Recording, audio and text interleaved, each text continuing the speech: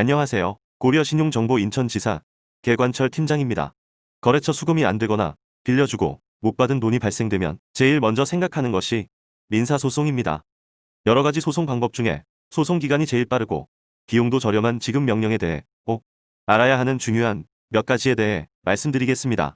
그럼 먼저 지급 명령이 어떤 소송인지 알아보겠습니다. 지급 명령은 아주 간단한 민사소송의 하나로 독촉 절차라고도 합니다.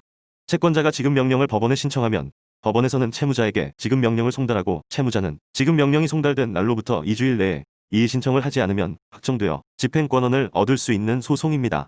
채권자를 위하여 수고와 비용의 부담을 덜어주고 간이 신속하게 하기 위해서 만들어진 것입니다. 그럼 자세히 알아보겠습니다.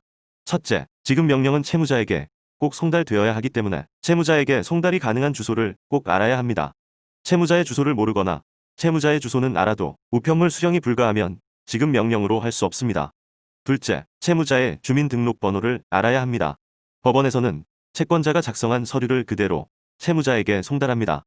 채무자의 주민등록번호를 몰라 기재하지 않아도 송달만 되면 바로 확정이 됩니다.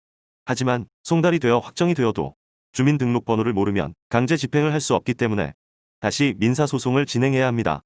그러므로 주민등록번호를 모르면 지급 명령으로는 소송을 하면 안 됩니다. 셋째, 지급 명령은 채무자에게 지급 명령이 송달되고 채무자가 2주일 내에 이의 신청을 하면 정식 재판으로 넘어가게 됩니다. 그러므로 처음부터 채무자와 금액 차이 등 분쟁이 있으면 지급 명령으로 하면 안 됩니다. 100% 이의 신청함으로 본안 소송으로 진행하는 것이 시간과 비용을 줄일 수 있습니다. 이렇게 세 가지를 꼭 확인하고 지급 명령을 진행해야 합니다. 그럼 지급 명령을 해서 확정 판결 받으면 못 받은 돈을 받을 수 있을까요?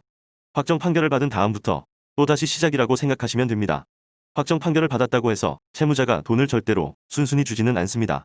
돈을 받기 위해서는 강제 집행을 해야 합니다. 그러나 강제 집행을 위해서는 채무자의 신용 상태가 어떤지, 재산 상황이 어떤지를 알아야 합니다.